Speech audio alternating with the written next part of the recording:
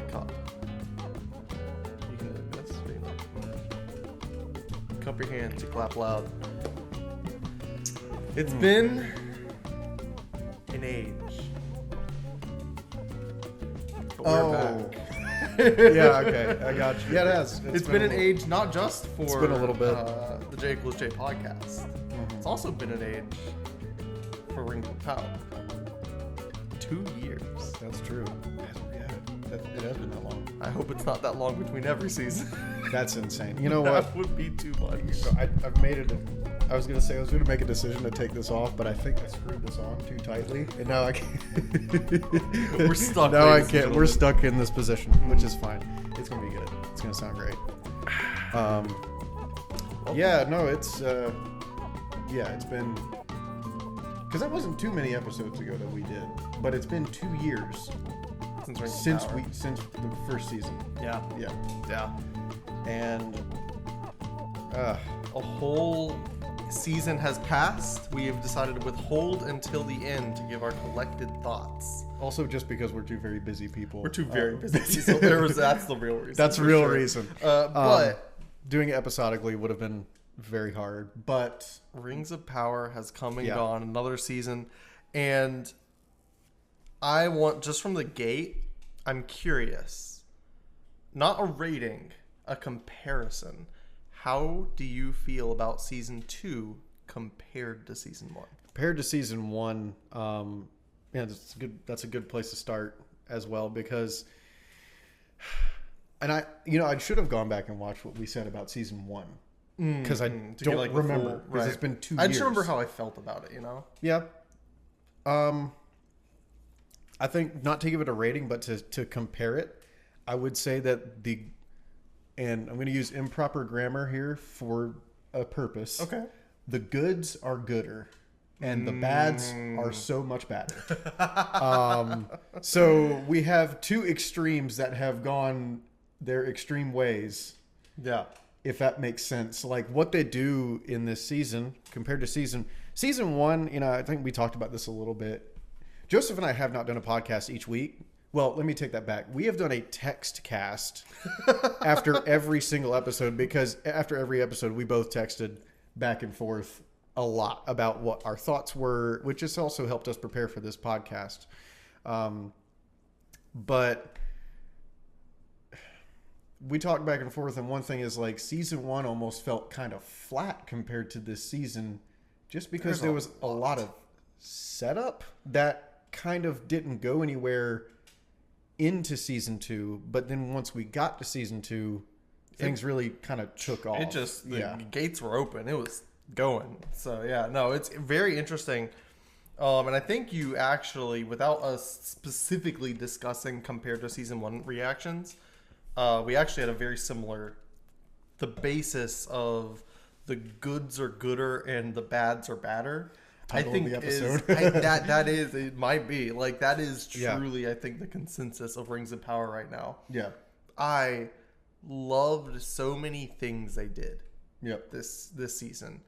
I think the poster child of the series, Anatar, or obviously, Sauron. Yep. That's not a spoiler. They tell you. For those that have only read the Silmarillion, it's like, how dare you? But no, it's very explicit. But he, was it Charlie Vickers? Charlie Vickers. Yep. Phenomenal. Yeah. Perfect. No. Perfect. And I think that's, as we go into what we don't do and do not like, a lot of it doesn't really have anything to do with the actors. No, really, everybody acted phenomenally. It really doesn't. The performances, are, I think we can agree, like, really, really good. And I guess we're transitioning into that now, but I think performances is a good place to start. Yeah, because I think it's a good strength of the show. I think it is too. I think that each individual person does their job well. In any case where I don't like the only instances I'm thinking of that's like, I don't know how I feel about that performance. It does not feel like that is the actor's fault. It feels like it is a directional choice that was made. Yes. This is and it's so weird how again, there's so many things I like about this season, including performances, but the show still sits at like this very mid-level range for me because of the good goods and the bad bads. Yeah. But it's like the actors, as you kind of said, are like, they're doing what they can with what they're given. And it really does come down to the bads being a show running decision. The things that are bad goes all the way up to the top of the people that are writing this. J.D. Payne and Patrick McKay, I think, are the two showrunners. Right. Yeah. Okay. I think it goes all the way to the top for them because, they're the ones who came out and told us, we like Tolkien. We've done our homework. We've read our books. They made references in interviews. That's like, whoa, okay, that's deep cut Tolkien lore. And that's they something really know their stuff. I kind of want to say from the get-go is I've seen people, a show like this is going to get a lot of hate. And there are things that we dislike about it.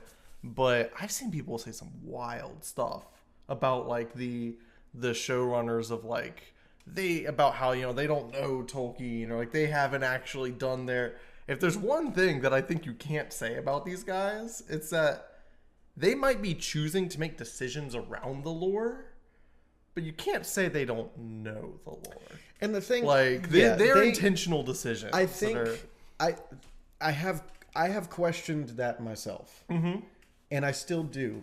Sure, for reasons of decisions that they have made. So you say you know the lore, right? But you make these decisions in the show that completely contradict it. Explain. That's kind of one of those things where I would love to ask them like, what's up with that? Like, right. Why I believe you that you like Tolkien, because I don't think anybody that is not a fan of Tolkien would just willingly go, yes, I'll take on this 5-season, $1 billion, Prime series project. I don't think anybody would do that unless they were fans of the material. I don't think Jon Favreau would have taken on The Mandalorian if he was not a huge Star Wars fan in the first place. Yeah, absolutely. So I don't want to compare those two, but I'm just comparing just talking about the passion for a certain subject you need to make a piece of art about that subject, right? If somebody doesn't know Tolkien is not a fan of it, I would not want them running this show. Right. But at the same time, a lot of times I think back to early interviews with them when trailers were coming out, when people were meeting them at San Diego Comic-Con, and they were saying like, oh, we're trying to write the book that Tolkien never wrote. They have been quoted saying that. Yeah. That scares me. Right. That scared me. We talked about that in the first episode. And the fact that they don't need to try to do that. And there's a lot of instances where it seems like they're trying to do that. So I'm more just confused on a lot of the decisions that they've made based on what they like. It kind of contradicts even what they said. It's like, well, the lore, why would you do that? So on that note, I'm curious because though we have a lot we agree on, I feel like there is a difference in perspective a bit. You said that the show sits in like a mid-range for you. Yeah. Do you find that you're half and half on the show, or do you think you lean more on good or bad on it? I can tell you for a fact that there's no one who wants this show to succeed more. This is really, really awesome. And the thing talking about that mid-range for me. Because I feel like you've told me you've enjoyed almost every episode. I have. But the thing is, it's just, and it's a certain storyline that we're going to get. We're going to get to. We're going to get into it.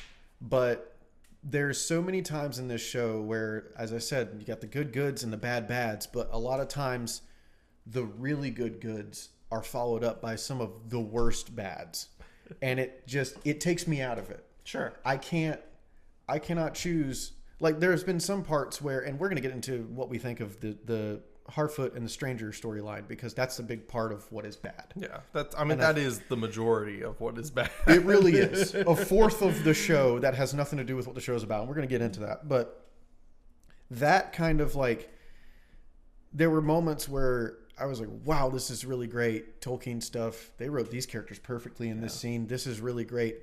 Okay, we're back to them wandering in Rune, like just, and it took me out of it so many times, and I wanted to live. There was a couple times where I was literally like, okay, I see the Harfoot and the strangers again. I'm going to fast forward to the next scenes, and I stopped myself. Right. Because I was like, I'm proud of you. Okay, yeah, no, there was definitely the want to do that, but Yeah. I was like, I need to watch. If I'm going to watch this, if I'm going to judge this train wreck, I am going to witness the whole thing from start to beginning. And I think it's important too, because I am hopeful, and this is, transitioning to even a different thought we won't go to right now, but I'm hopeful despite everything for the future of this storyline.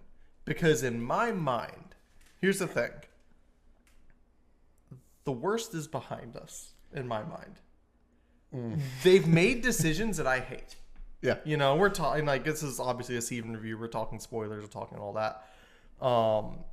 So they made the official Gandalf reveal, which they were alluding to really awkwardly, and then they kept pouring it on and finally got there. The bads. Yes, exactly. I strongly dislike that. Yeah. But now that it's here, if I accept... Because the thing was, half of the issue is that they spent 2 seasons just to make the bad decision. Yes. So now that they've made the decision, you can try and build good things off of a bad drought. And this goes back to what I was saying about, the showrunners making these decisions. Mm-hmm. Okay. Harfoots, I have an open mind to the Harfoot storyline that we will get into. And I say we will get into it. We have to unfold all of this. There's so much to unfold. There's a lot to unfold, so bear with us. But the thing that talking about, I feel like I lost my train of thought a little bit. But the showrunners making these decisions, the Harfoots. So your show as a whole is called The Lord of the Rings: The Rings of Power. What is your show about? You would think the Rings of Power. The creation of the Rings of Power and the events of the Second Age of Middle Earth, which the Rings of Power encapsulates all of that, right? So, Dwarves of Khazad-dum, okay, they're involved because they got rings. Absolutely. The Elves, they're involved because they got rings. Of course. The Men of Numenor, we will continue to see how important they are because they will eventually, some of them eventually get rings. Probably season 3 right there. And Numenor as a whole is a big part of the Second Age of Middle Earth, right? Yes. So you've got 3 parts of your show that are lining up with what your show's about. A fourth of your show, this is the way I see it, a fourth of your show, which is also a fourth of your time and your money and your effort, is dedicated to a storyline that has nothing to do with what your show is about. So Gandalf doesn't have anything to do. This is, and I've commented this on posts and I've gotten back, oh, cry harder. Oh, you're just being a hater. No, I'm not. I'm just smarter than you when it comes to this stuff, when it comes to Tolkien stuff. Like, this is, I'm referring to things that have been written for well over half a century. Mm-hmm. Gandalf did not come to Middle Earth in the Third Age. Right. He did not. He didn't come in the Second Age. Yeah. He came in the Third Age. Okay? He had nothing to do with the events of Middle Earth in the Second Age. Neither did hobbits. Hobbits weren't discovered by men until about probably 1,000 years into, the Third Age of Middle Earth. Right? The Shire was only formed in the year 1601 of the Third Age. So we're 1,000 years at least ahead of those events. Yeah. And it's so that's where I'm at with why did they make this decision? They seem like they have tried to tie this storyline, tried to hint that this storyline will tie into the other storyline. And I hope it never happens. I hope the Harfoot and Stranger, now Gandalf storyline, stays separate because it has nothing to do with the Rings of Power. What I'm scared of is that they're going to try to have Gandalf be involved in the rest of the events that Khazad-dum, Numenor, and the Elves are tying into, which is not right. That's not, and I'm not being a hater. I'm not being difficult. I'm just telling you what it doesn't make sense. It doesn't make sense. I'm telling you what J.R.R. Tolkien wrote down. Gandalf was not involved. Gandalf and the hobbits were not involved in the events of the Second Age. They have nothing to do with the Rings of Power. So that ultimately brings me to the question, why the heck are they there? And I have an answer to that question. Mm-hmm. Okay. is because what does anybody know about the Lord of the Rings? The average Joe. Okay, there's little people. There's a ring. There's one that goes, my precious, right? And then there's, worst Andy Serkis impression. I wasn't even trying. But, like, there's one that's like, my precious, and then there's, like, a wizard. Mm-hmm. So my thought was, they're cutting into some Second Age lore as, like, deep lore. Not a lot of people know it. They want to give somebody something Lord of the Rings. It's familiarity. That is literally the purpose of these characters. So they're like, okay, well, we got to have hobbits. Oh, well, we could have Gandalf because he's familiar. But he's connected to hobbits. He's connected to hobbits. Gandalf and hobbits go hand in hand. Everybody knows that. Not in the Second Age. Right. Has nothing to do with the Second Age. So that's why I'm that's just one of those things where it's like, okay, I know you guys know your stuff. But why would you bring in why would you delegate all of this time and effort to a fourth of your show that has nothing to do with what your show's about?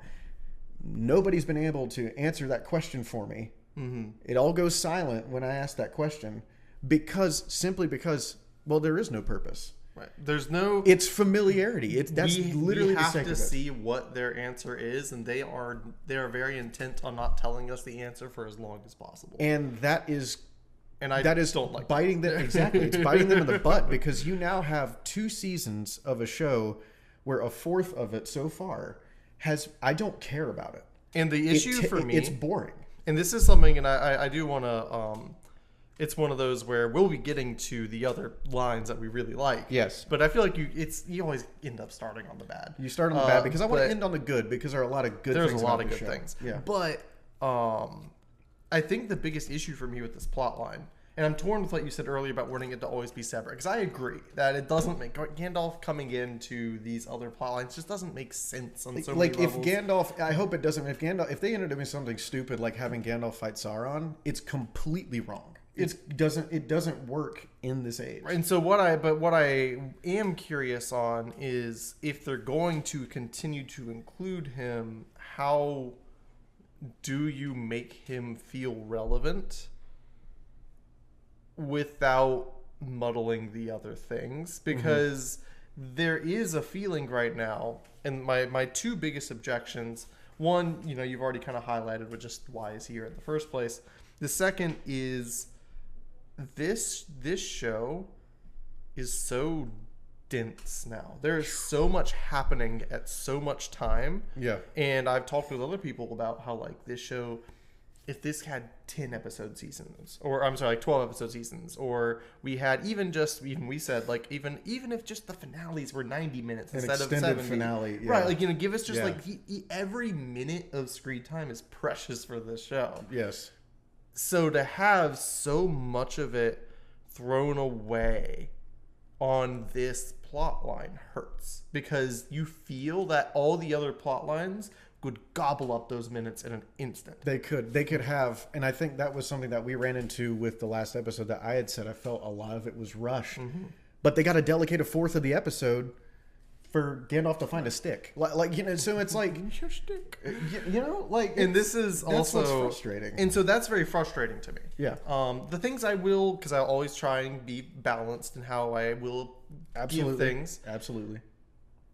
I do love that we get to see a proto-Hobbit situation. Yes. As much as, yes, it's something that I would argue when it comes to creative liberties with the lore, the writing, we don't have, now you know more than me, we don't really have a strong origin for hobbits. No, we don't. And so to see this story of what becomes hobbit folk that had a life that looked in its own way similar to the Shire in a much more desolate way, but still living in that way, driven out from their homes, being these wanderers that, to the credit of maintaining, the men never found them, whatever, their entire existence is about being low key, not seen. They're like the field mouse of the species, and they're just wandering around.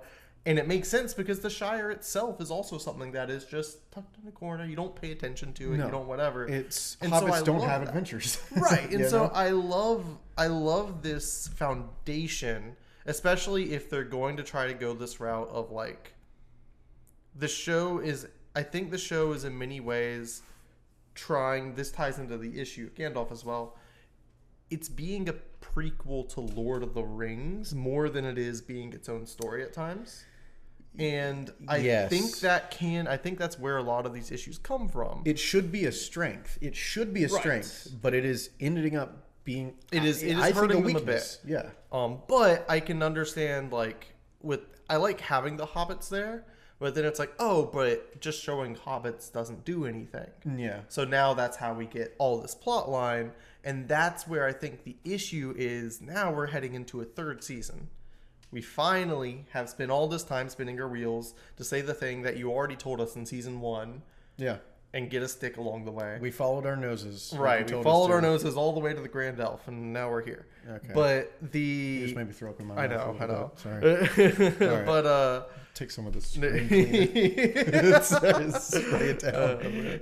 But now that we're here, my concern is we're now going to spend a fourth of season 4 or season 3 with just 2 wizards in some forgotten corner of the world squabbling back and forth at each other. So, and I don't know how else it develops. And I tell you what scares me getting into the finale. I'm sorry, that last line from what? So we've now seen. So I got to start a little bit, right? You're talking about Hobbit origin story, like that. Mm-hmm. I like it. Yeah, because hobbits again didn't establish the Shire until well into the Third Age. Hobbits as we know them, we're not hobbits as we know them now until thousands of years after this. Right. So I like this kind of non-hobbit. This is cool. And look, they're doing it right. The 3 factions, if you want to call them, of early hobbits, Harfoots, Stores, and Fallowhides. We haven't met the Fallowhides yet. So we could have that. We could have that. I think we're going to have that in season 3. Yeah, I didn't think about that. Yeah. So we've got the Harfoots and the Stores. Maybe there's going to be some intermingling there, right?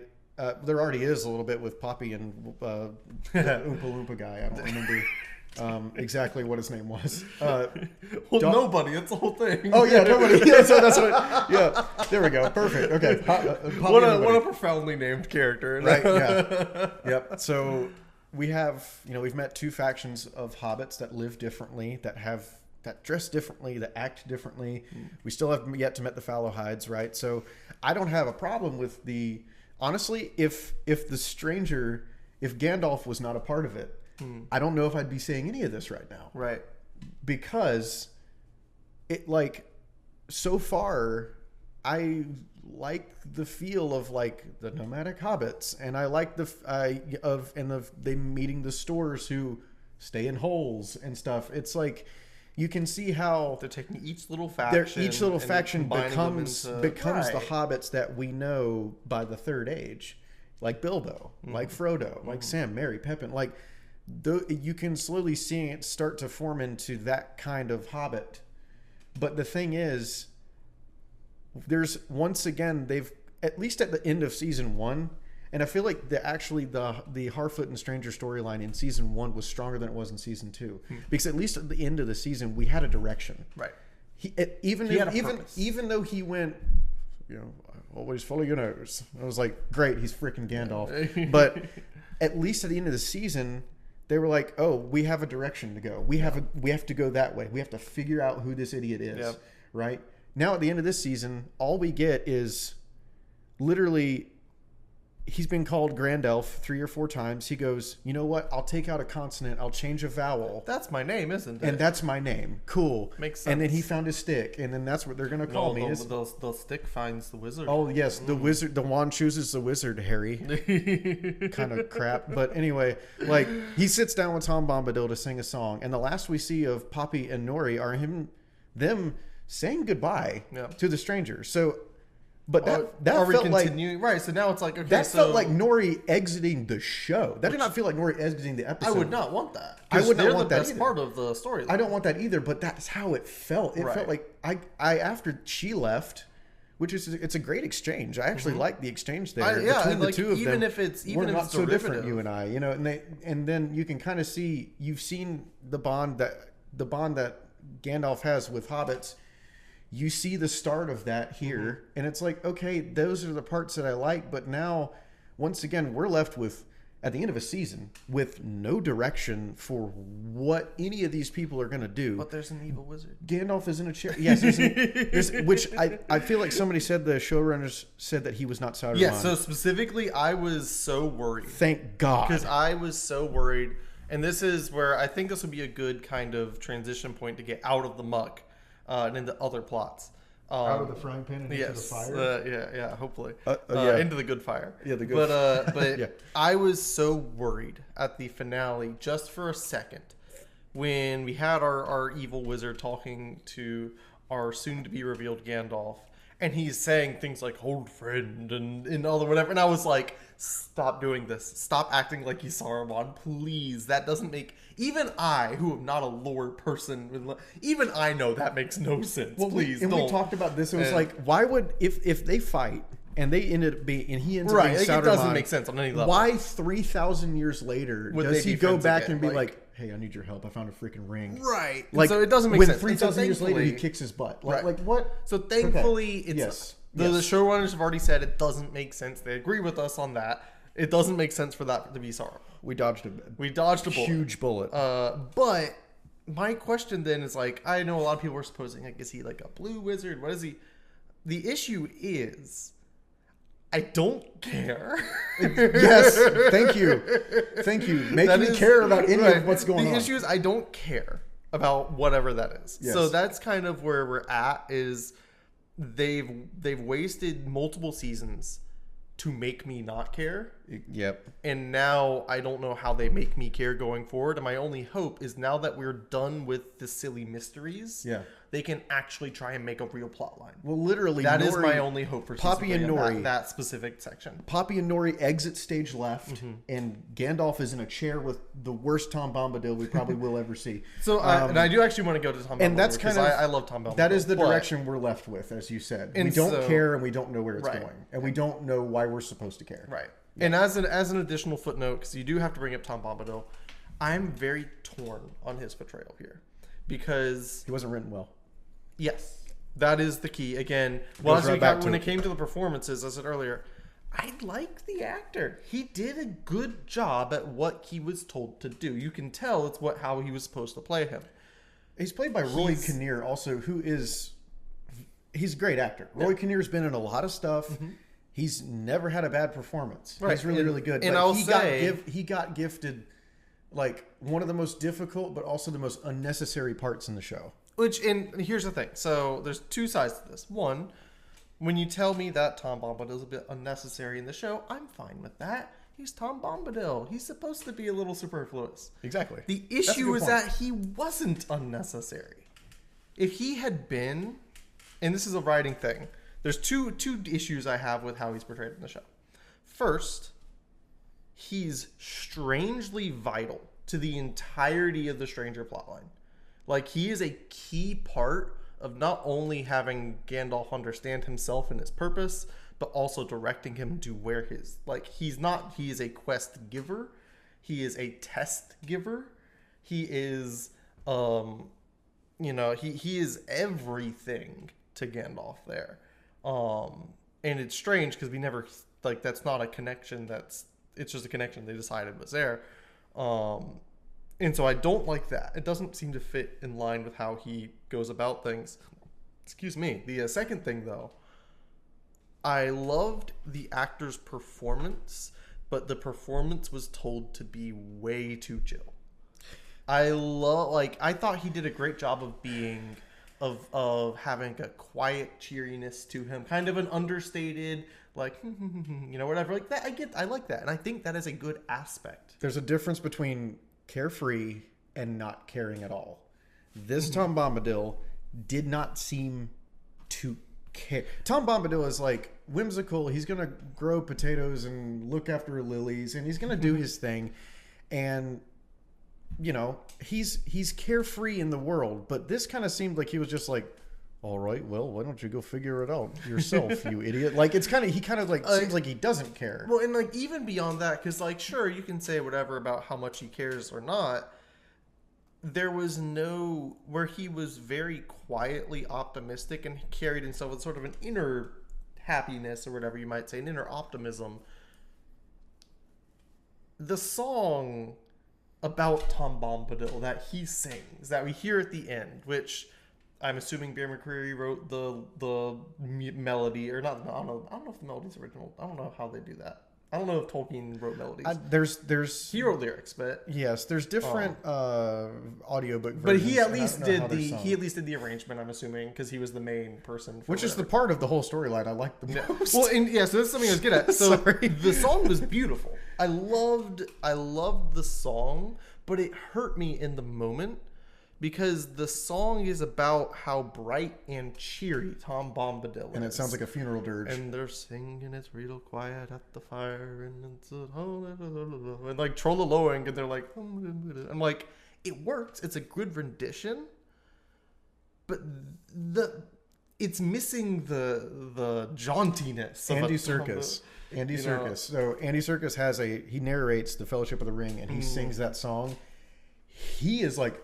Like he's like very very happy. Like this guy has to be doing a jig, not sitting in a chair as a retiree and singing the song around the fire. Like this Tom doesn't feel like he jigs. You know, this Tom this is not a guy that jigs. And like I feel like Tom Bombadil should have that energy to him. And this guy is just like really just kind of like quietly doing his thing in the corner. Pretending like he has a wife. Like why was he gaslighting? Do we know why he's gaslighting about his wife to Gandalf? That was so weird. I was hoping we were gonna meet Goldberry. No, like why did we hear and he was like, you heard nothing. Like what was that? He's happily married. Why would he do that? Is he happily married? Where's Goldberry? That's what I want to know. Right. Like, what Goldberry was up with stayed in the Willy Wimble. You wouldn't leave the Willy Wimble. And that's another thing with his character. Like, he wouldn't leave the Willy Wimble. Mm-hmm. He doesn't. Maybe he's not there yet. Who knows? They're doing whatever they want. I guess so. But the other thing, too, is there's a line in there. And this is like one of those times where they got Bombadil completely wrong. It's a simple line. So should I go to my friend, or should I, like, strangers talking to him, asking what he should do? The Yoda moment. Yes, and he's like, your friend or your destiny? Guys, I'm going to let you in on a little. Tom Bombadil doesn't care about destiny. Destiny means nothing to him. That's like, a big audio spike. Sorry, everybody. But and like, don't get me wrong, he doesn't care about destiny. Like, he would only care about friendship. And I knew in the moment that the whole point was to, like I said, it's very much, I hated it because it was like a Yoda moment where like Tom Bombadil's not Yoda. He shouldn't be saying go to Cloud City or train with me. But like the thing is, I knew his answer was going to be go to your friends. You know, I knew it was the test of like, you should go to your friends and whatever. But it still felt really icky to have him take that in the first place of being like, I'm giving you a formal test as like an underling to tell you about your destiny. Like, it was weird and icky. Because destiny doesn't matter to him. Of course, friendship would matter to a guy that is carefree and jigging and singing all day long. Yeah. Of course, he should 100%. Tom Bombadil is going to pick friendship over destiny. I think it's more important than friendship. Because that's who he is, man. Right. He's like, there's a lot to he's him. Freaking like Santa Claus. Like, he's just the jolly guy that lives in his house, and he'll take care of people. He'll help them out in a certain situation, but you got your own destiny to deal with. That's all you. He's not going to question anybody on that destiny like he did the stranger. And the thing is, that's another thing that I always go back to. Why are we making these decisions as the showrunners? Because you know your stuff, or you say you do, and you've proved to us that you do know some stuff. And you have the rights to everything that you need for Bombadil. Why did you make that decision? No. Why did you allow that line to get what into I was your show? hoping when Bombadil was coming in, what I really wanted was like the first 1 or 2 episodes of what we got from him. Of just like, oh, he comes upon Bombadil, he rests in his place for a bit, he gets a bit of like, oh, that made me think, and that was a good like whatever, and then he leaves and continues on. Unfortunately, he was there the rest of the season and it became like whatever. However, I will say, now that we've kind of aired that out, I feel like we've pretty thoroughly thrashed that plot line. Yes. There are 3 other major prongs to this season. Pick and choose your adventure. Dwarves, humans, or elves? I think you can talk about all of them mostly interchangeably because they do stick. They are a lot more interchangeable. They do. It's true. So the thing is, those storylines are pretty well following what the Rings of Power is about. One thing that this season did was, this season, first season was cruising at like a nice 55. Right. Windows down, everything. Yep. And we got to season 2 and Sauron in the driver's seat of this car just drifted around the corner. rolls up the window and says, you might want to hang on to something, and then puts it in drive and floors it. And now, and it was like that the rest of the season. So we got to see the creation of the rest of the rings. I wish we could have seen more of the creation of the Doors of Moria with Narvi, because that really was just like, and here's this door. And then I was like, okay, is that it? Because that's really cool. But I would have loved to see more with Celebrimbor and Narvi or whatever. I feel like there was kind of an underexplored friendship there, that kind of thing. They were friends. Yes, it literally says it on the door of Moria. Exactly. It says it on the door. Like, I feel like there's more they could have done there, especially while you have Sauron just being all like, "Stop being friends," and they're like, "But we're friends." And that's like, and I think that's one thing we wanted to get into too was Sauron. And again, when I say the goods are really good, these are the goods that we're going to talk about. Everything to do with Sauron and Celebrimbor, they have perfectly shown us casting. what real manipulation is. Okay, like at the end, in the last episode when, spoilers of course, when Celebrimbor is pincushioned and Sauron goes up to him, strokes his face and says, "Look what you've done to yourself." Yeah.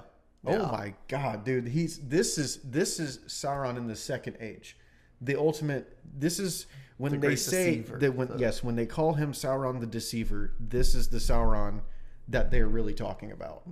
This is where Sauron really gets his name as the Great Deceiver. Not where he really gets it, but it's like you can see that he shows it. Every single little line he says into Celebrimbor's ear in his presence is everything to just get this person to do exactly what you want them to do. And the thing is, and Celebrimbor is so perfectly acted as well, because Celebrimbor, really, really great guy, super, super sad story in the lore, and as we've seen in the show as well, it follows it pretty close to a T. Yeah. They've got to dilate time, and I get that. Sure. They've got 3,400 years, and they got to go through it in 5 seasons. I get it. Not a problem. Not a problem with that at all. They had to do the same thing in the Fellowship of the Ring.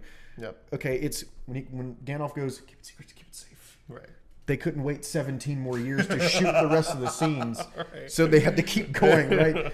Because that was when Frodo was 33. He leaves the Shire when he's 50. Right. So like they have to dilate time sometimes. Yeah. Not a big deal, but like the whole entire interaction between the two of those, I thought was the highlight of the show for me. That was so good, because it was like you can see that, man, these rings are spectacular. Now, like Sauron said, and this was just a manipulation line, they're not going to outshine the Silmarils, of course. But it really was like the whole time he's just like, you're not going to be compared to Fëanor, his grandfather. Fun fact. You're not going to be compared to him anymore. You're not just going to be a mere scion of Fëanor. Right. You will be the greatest elven smith ever known. Right. And you can tell the whole time Charles Edwards, who plays Celebrimbor, was so good with this, because you can tell he's like, this dude is lying to me. He knows something's up. Something's up the whole time. Something's up, but I like what he's. I want that. I like what he's saying, and I love it because they're so. He's not an unintelligent person. He's not even an unwise person. We see that in the that in the 7th episode. Final, like, he's very smart. He talks and like. And that's why one of my favorite moments is when him and Galadriel meet briefly. Yeah. Because it's such a short meeting, but there's such an instant. The mutual respect between the two of them was so clearly defined and enunciated from the first second of seeing each other in the most brutal and disrespectful circumstances. And I loved it because I feel like both of these characters are characters we've seen be shown formal respect by other elves. Yeah. And in Celebrimbor's case, we see a little bit more of that respect, being a lead smith and all that. But a Galadriel is somebody that they've embraced the very like warrior maiden kind of vibe, and she's somebody that gets on people's nerves a lot because she's always pushing the envelope, trying something new. And so she's given a lot of formal respect, but like a lot of, like, okay, Galadriel, like kind of vibes at times, which is I know. I also don't like that, but continue on, please. To the point, they see each other, and the first like things they do is just like first she's like, how dare you say anybody but this guy is Lord of Eregion. Well, also she calls him not just Celebrimbor, right? My lord, right? Celebrimbor. Like, instant. She sees that this guy is he's been around as like this is. I need to show nobody that deserves right. Yes, like, exactly. She treats him with almost more respect than Gil-galad. Anybody does, and that was a great moment. He says, and we really see the bravery and the steadfastness of Celebrimbor in that moment because in the lore he did stand up face to face with Sauron. Got wrecked pretty hard, but he stood. He knew he was going to die. Yes, but he says, I built this city with my hands. Pretty much saying, I built this place. I'm going to die in this place. Yeah. I already know that. You get out and go. Right. I'm going to finish this. And that was like, and it was so freaking good. It was great. And then on the flip side, like the respect they showed, and then the moment, and it's something that only they could uniquely have. Just that brief moment where they both share in the same suffering of having been manipulated by Sauron, and both knowing that they are smarter than that. She right now is the only one that can relate to what he has been through. Right. And he has been through an extreme version of what she went through in the first season. Right. And they did that right. And it's something where she's talked to other people like Adar, who we'll get to as well, because man, I love Adar. Adar, yeah. But those conversations always had more at play. There's their own politics going between them. This was just two people sharing a moment of just being like, I know everything you've gone through, and it's like I respect you, I love you. Like, I don't know, they didn't say love each other, but like I love you. Like, it was after his own men have literally called him an old fool, right? And and they're both like looking at each other. And the moment of just him literally saying what we were saying before of like, I let him deceive me. Yep. And she was like, yeah, I get it. I get it. Yeah. He hasn't heard that. Takes what he knows what you want. Yep. And he gives you what you want. That's literally what Charlie Vickers says in the first season. Right. Find what they fear and give them a means to conquer it. Right. What does Celebrimbor fear is not being taken seriously, not being regarded for his talents. Not getting to do his magnum opus. He is, and that is something that I also loved about his character. And what did Sauron give him the ability to do? What a magnum opus he did. Yeah. And that's something else I love about his character, is that he is at his core an artist. Absolutely. He is a craftsman. I think that is the core of Celebrimbor as a character. Right. And so to make him so centered around that, and for that to be the source of the deception as it should be, they nailed He's not a warrior. He's not. Now, elves can fight and they're strong. Don't get me wrong, but like Celebrimbor was not like... And they just completely got it. Celebrimbor was not like the Fingolfins or or like the Gil-galads. He wasn't these warrior lords. Another character that got just so good, man. He wasn't like these lords of elves that are unconquerable in battle. He was a creator. He was at his essence, he was a creator. And we see, like, look, Sauron didn't. It's not like. In defense of Celebrimbor, Sauron picked the most talented dude in Middle-earth to do this for a reason. He didn't lie when he said he needed Celebrimbor. No, he did, 100%. Because Celebrimbor was next to Feanor, the greatest smith who ever lived. Greatest, as in Sauron's good. Right. Better than Sauron. Right. He's better in that it's just a refinement to what he's learned. And again, he said he needed them, and that was probably the one time he didn't lie to Celebrimbor. Yeah. Well, and that's the best. Hey, the best lies are always true. Yep. But the Dang. to kind of to it's true. Dang. But Scoot back on that one. To kind of continue wrapping up on my thoughts on Celebrimbor. So much of, again, the acting that was perfect, the delivery. I don't know how, you can argue it was probably playing with the character a little bit. I loved how he became, because he put so much of himself into these rings, it gave him the ability to not feel weird for him to be almost prophetic about them. That, like, he did literally, like, speak, like, I foresee. It was like, yeah, he's not a prophet. What do you mean? But because he had such a core, these rings were just as much, it's a combination of his and Sauron's essence poured into these rings almost. So much of himself, he knows what he created these rings with. Yep. He knows what these rings are more even than Sauron does in a lot of ways.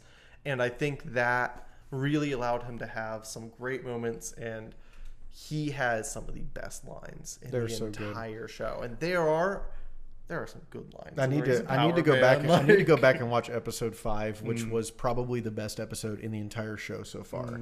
That has a moment with Celebrimbor that is one of the best moments in the show for me, where literally he gets done talking, having this conversation with Anatar. He knows what's going on, but he literally cannot stop himself. And he gets, you remember, he gets to and he's just shaking. Yeah. He's just shaking, like he's full of adrenaline, but he's scared. Like that, like they, as I said, I want to go back to this every time. The goods are really, really good. They're and they're so good. I was like, okay, nothing's going to top Elrond and Durin from the first season. All right. I was wrong. Yeah. I was wrong. Legit. Some of the best stuff we've seen in the show so far is between Charles Edwards and Charlie Vickers as Sauron and Celebrimbor. And they nailed it. They absolutely nailed it. Yeah. And it was something that Celebrimbor was a flat character for me in the first season.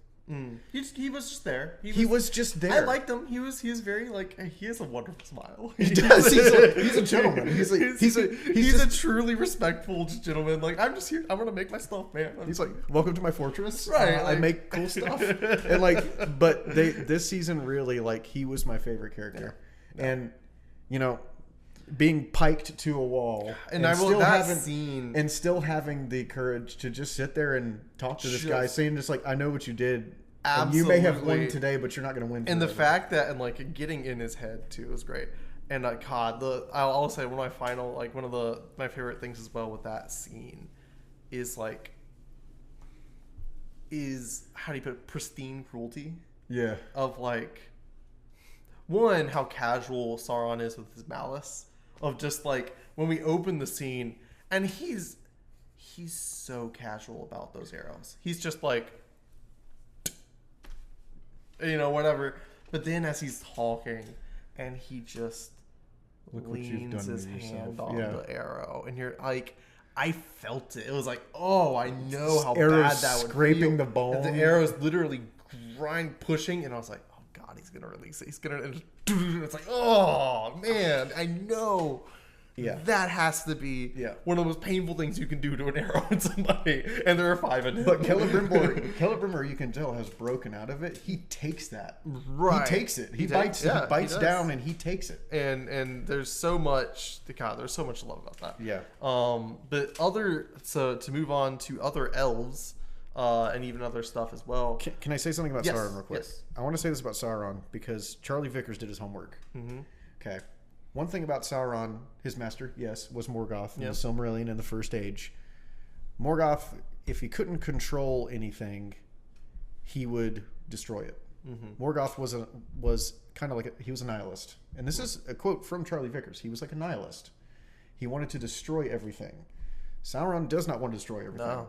He wants to control, to manipulate. He wants everlasting peace. Yes. That's true. Yes. Under him. Again, under him. Every lie, every best lie is a truth. And yes, exactly. He's telling the truth. He wants to create an eternal peace for a new age. But he wants that. But And, but it's under his rule. It's his way. And that's the way that doesn't line up with the morals of Middle-earth. And, he does, Charlie Vickers also says that he sees the mistakes of his master. He couldn't destroy everything. But I don't want what Morgoth wants. I don't want to destroy everything. I want to be the ruler of everything. And I think if I want to transition into the Numenor storyline, I think this is what we're going to see, because at some point Sauron has to get to Numenor. And we're seeing the first, by the way, I love that we have not seen anything brutal yet. I'm just letting you know. I know there's a lot that's going to come. I don't know the details, which I'm excited about, but I love that they have, they've done a good job in setting that up, by the way. Yes. With Pharazôn. How similar are the two? Right. So, God, a lot of similarities there. A lot of prime, setting up there. But also using the Palantir as they've seen each other now. There's an initial, because typically it's a two-way street, Yeah. So, there's been this initial, he knows stuff is happening and whatever. So there's kind of an initial, very thin, but thread. And that's all Sauron needs. Yeah. To begin doing his manipulation of his own. Yeah. So you have that connection.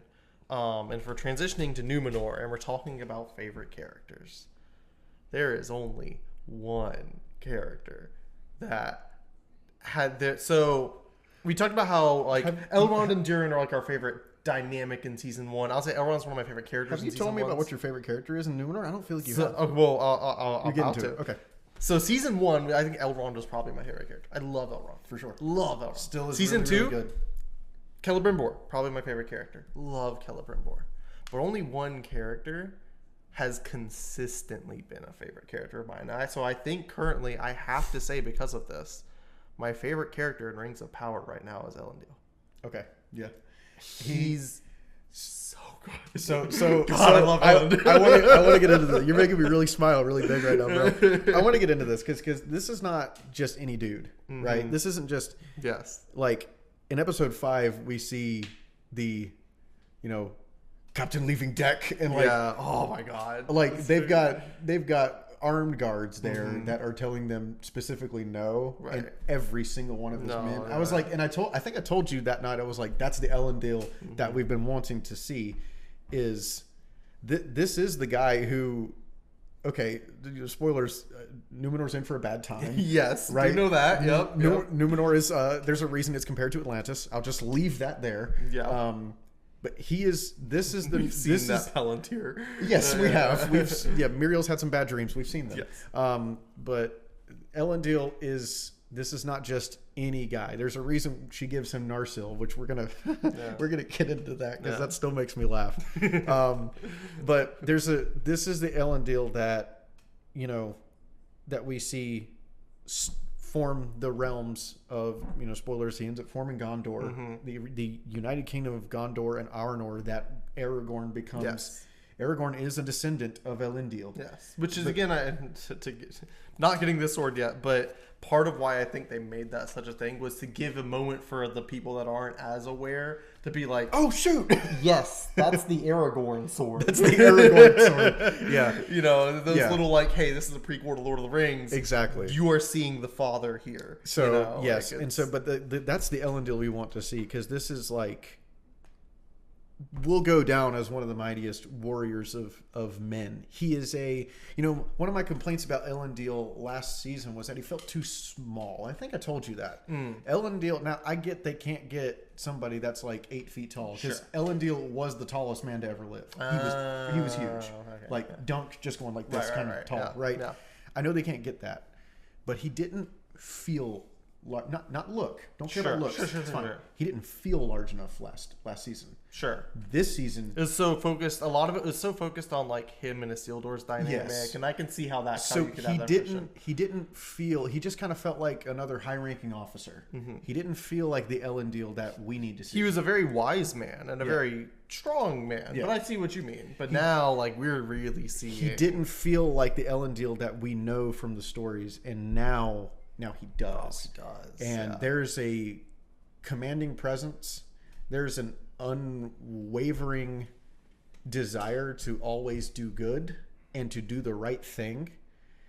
even in the face of you're about to die, you know, say you're sorry, or whatever, right? You were about to, and there's, you know, okay, claim or do you rescind your crimes?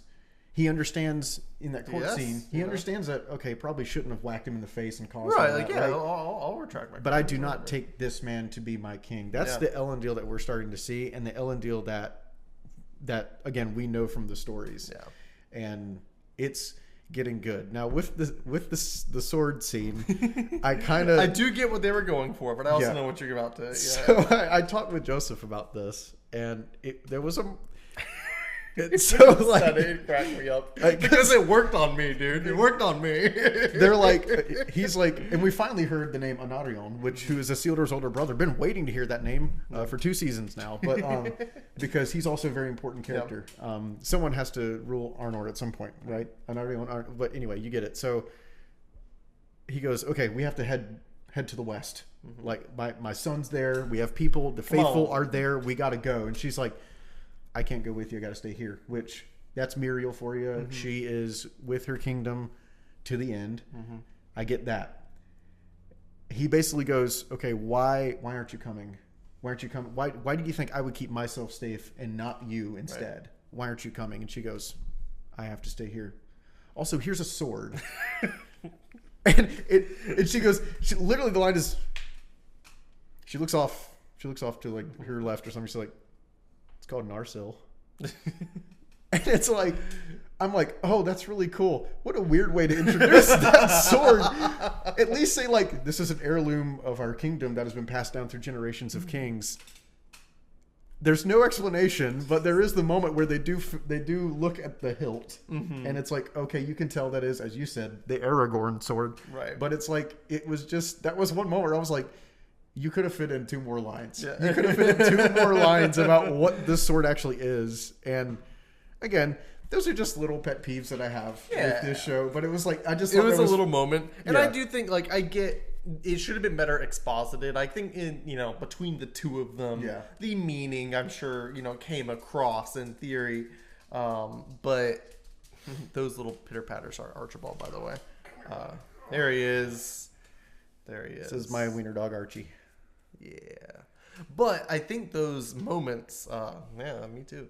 Well, understood between them could have been better explained to the audience. A little bit more like, hey, you probably, especially if you're a more casual viewer, you might not even know this is the Aragorn sword. Exactly. Like, this means a lot. This is saying you are bringing back a whole legacy. Yeah. And you are the head of it. And so I'm giving you that destiny. You need to do that. That is your order. My order is to stay here. I get what's happening. She's essentially handing over the kingdom to him. Right. She says, I'm going to stay here, but you have to lead our people. Right. You have to be the leader of a new age. I need to be the leader of the age I'm in right exactly. now, So it's, and that's great. Yeah. But they could have exposited They could have. And I thought that was really funny. Yeah. So I think, next season we're going to get a lot more of Numenor because it's going to get bad. At some point in the story, in the lore, Sauron does find his way to Numenor via capture by the Numenorian army. So we have to see him get there at some point. Yep. He ain't there yet. And once he gets there, it just goes downhill. But you can already see, Pharazôn has a grip on this city. And it's already going to start to get worse with what we see. The faction, the rioting, the split. Yes, with what we see, especially in episode 5 when all that starts, with best episode ever. But we start to see that when Kemen makes his way to, Pelargir.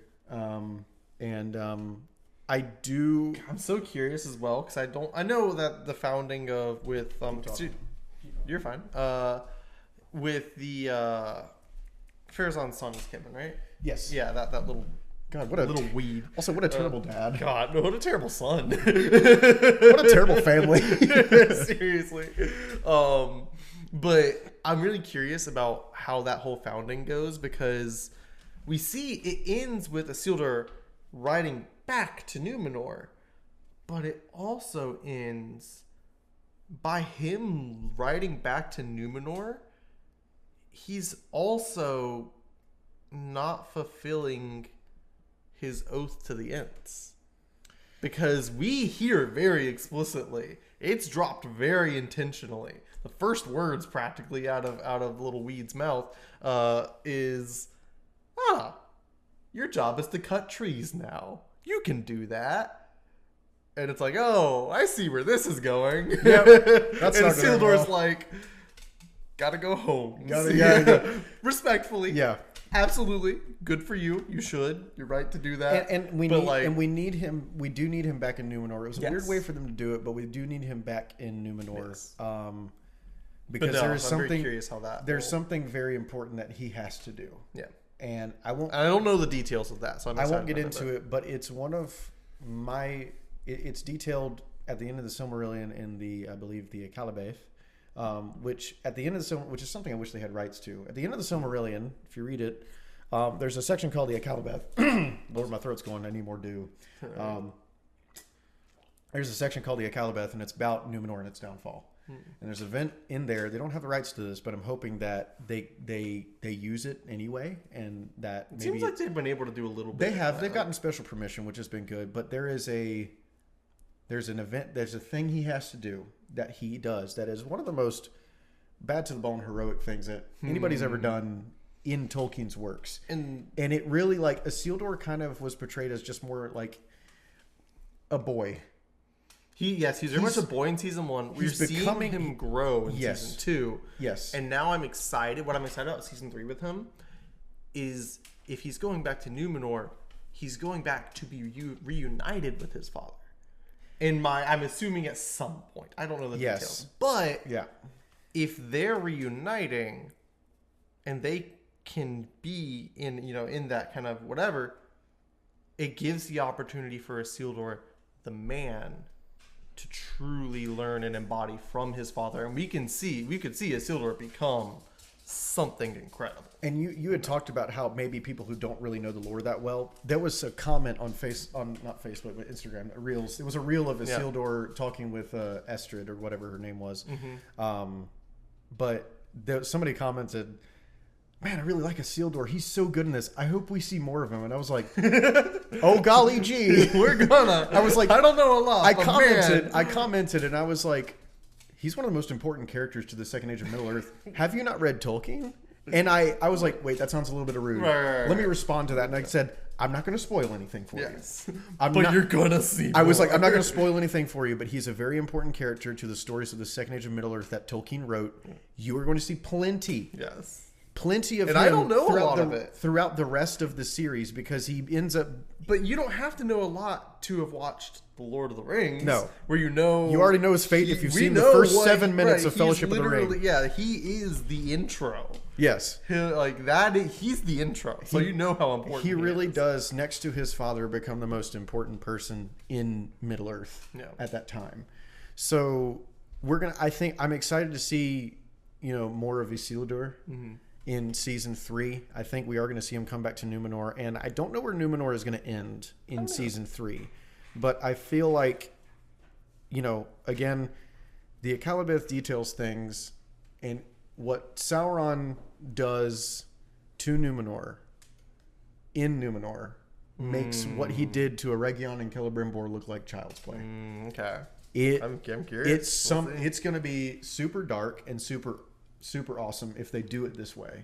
But I'm very excited for that. The Numenor storyline progressed the way it needed to. It progressed. Yeah, I was going to say it was not the focus, and it shouldn't have been. They did the right. I think they progressed it nicely, and I think that goes true with the humans in general. As they're kind of intertwining, I'm personally, I have no idea. I'm so ready for Theo to become a Nazgul, dude. He's going down a path. He's going to become a leader, but he's still got this kind of... I want him to become bad so bad. I think we've seen 3 Nazgul so far. Who do you think the 3 are? Okay, so there is... Theo, I think, is like... Oh, he's such a good kid. There's somebody's name. I think it's Baltazar. He's like the dude who... He's like almost like the right-hand man to Pharazôn. Okay. He's the guy who says to Elendil, "Do you renounce?" Yes. Right? So I think we could see him as Nazgul. I definitely think Kemen is going to be a Nazgul. I didn't know how much lore there was around him. If he doesn't have a lot of lore around him, there's no lore around him. He's a prime candidate. There's no lore around him. He's so easy and there's to slip a ring on. There's mention of death is not death isn't sufficient enough for you. Oh my god, that's a good point. And like, you know what happens to the Nazgul is they don't die. and like Farazan's had this conversation with Kimin about how elves taunt humans with the one thing they can't get. Yeah. The eternity that these seeds have already been planted. He's perfect for an Nazgul. And what does Farazan long for? Oh yeah, he right longs now for that immortality. He longs for that immortality. He longs to get to the undying lands, and that's also going to play a big part. Yeah. I think we're gonna see that's a great tie-in. We're going to see Numenorian fleet, and one thing that I want to mention too is it's probably the saddest death in the show so far was the death of Elendil, who. Yeah. Who was? There were 2 sad deaths like this season. I mean, there's that was rough, man, and it was so good in that scene because even until his dying breath and his actions, he respected Elendil, his captain. The amount of respect of like pulling himself out of what he was doing, and then my captain's ordering me. Right. Yeah. That's the important. Yes, sir. I understand. That's a soldier. And then seeing the flip side of like Elendil, just like I ordered this kid's death. You know? Like he has to live with that, and that's going to be something driving force of that. That's going to be something that comes up in season 3. It has to, because he's going to get back. He's not going to know. Isildur's not going to know what happened. Elendil's going to have to explain to him what happened. I don't think catching up to do. There's going to be a lot of catching up to do, and this is a fun little. And the good news is Isildur has already been primed because Kimin's such a weed. He can't not be like, exactly. Hey, your dad's bad, and I'm better than him. And he didn't mention that he Loki killed his best friend. Right. And the thing that kind of made it, this kind of stood out to me. Elendil holds Elendil like a son. Oh yeah, like he's losing a child. Like he calls him son. I mean, you can use that term interchangeably. Because Numenor, he's trained these kids, his son included, since they were probably teenagers. Yeah. No, there's a very long and deep respect. And there's he lost a child essentially. Yeah. And so he has to live with that. But also there's a cool piece of lore here. Isildur has a couple sons. Okay. One of them's named, right? Can you? He doesn't have any sons right now. Yes. Okay. I know one of them's named after him, right? Yes, he has a kid. He ends up having a kid. His youngest son is named Elendil. Right. And I found that recently going back and reading a little bit of the Akalabeth and of the section in there called Of the Rings of Power in the Third Age, which is kind of like we see a combination of that in the prologue to Lord of the Rings. Sure. Isildur he does at some point die. Yes. We see that in Of the Rings of Power in the Third Age, but he does have a younger son named Elendil, which is such a good. It's so good because they so subtly wrote in the character of Elendil, and you always wonder where that name came from. I think Elendil was made for this show. Yeah. But there's a connection there now. This is when I want to get to this before we close this out, because 3 of the best characters they have made for this show were not written by Tolkien. Which is really impressive. It is, yeah. So I don't think Elendil is, and I have to go back, and if I'm wrong, someone please comment this down below. But I don't think Elendil was an actual soldier that Isildur had a relationship with, like as a brother, as a friend in the lore. But he had a son named Elendil. So they took that and made this reason. And it's like now you kind of, and I read that, and remembering back, I was like, Elendil kind of like got Isildur out of trouble. Yeah. Was essentially the older brother that we have not seen yet from Anarion, right? Yeah. He was essentially Isildur's older brother, and now he's gone. And we now kind of see, okay, that's really, really cool that they were like, we can put this. He named his son after a friend that he never got to say goodbye to. Yeah. Which is really, really cool. And I do want to transition into those characters that. Yeah. So what are the other 2 characters you think are that you mentioned? So good that are. I know one of them. Not from Tolkien's writings. Yeah. One of them is in my head right off the bat. Okay, so one of them is Arondir. Oh. Okay. So Arondir is a character that was made for this show. But there is an etherealness. Like, he went to elf school. He had to have. Ismail Cruz Cordoba had to have gone to elf school because he's so He doesn't look like any elf we've ever seen before. Sure. He's not white and he doesn't have long hair. Sure, right. But he is an elf. Dude, he is so good. He has this... Elves have this presence about them because they are old, they are ancient. He was born in Beleriand, which doesn't exist anymore. And he is so good at just... He's the most ethereal... And I think he has this otherworldly presence as an elf that I don't even see in Elrond, Gil-galad, Galadriel, any of the other elves. I think I know you see it sometimes in Gil-galad. You do. But, you see it occasionally. And I think the reason for that in part of it is he's just fantastically acted, 100%. Yep. The other part of it as well is where we see him. His primary place has been among humans. Yep. So that disparateness shines a lot harder. They intentionally highlight it where it's like, oh yeah, this is how he is to everybody else. This is how the world sees him. This is how he is, whatever. Whereas when you have elves talking amongst themselves, I guess it's easier probably to write them in a bit more of a casual way, even if in moments. Although I will again say, elf dialogue rocks in this show. Yes. I love the way they did do their elvish really well. They did their elf. Yeah. They made their alphabet suit. Yes, they very did. nicely in this show. But I want to transition to your last character because I already know who it is. I've got another. Oh wait, there's 4? There's 3. There's 3 that main ones. I thought of Elendil just now, but there's another one. Okay. Another one is she's growing on me a lot. Disa. Oh, I love Disa. Are you kidding me? Yeah, Disa's great. Durin's wife.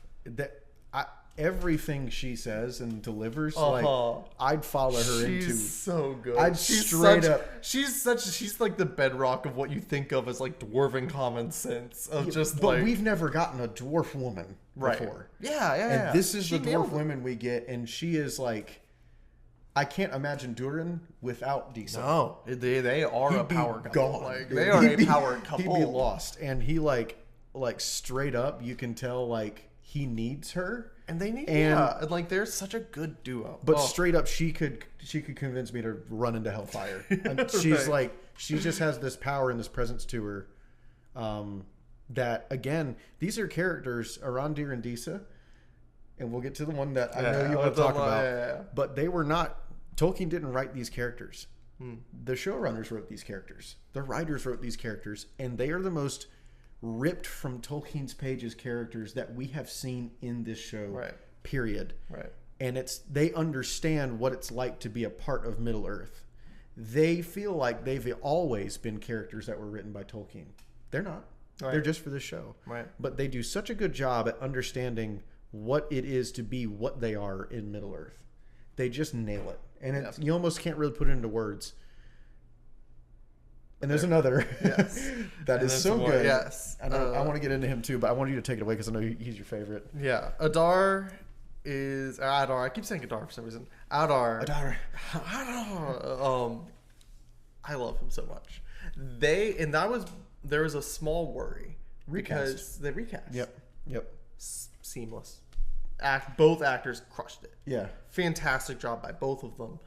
But I love that character so much because he does such a good job of playing the role he does of we have this thing, and again, I don't know how much of this was a created problem and how much of it wasn't.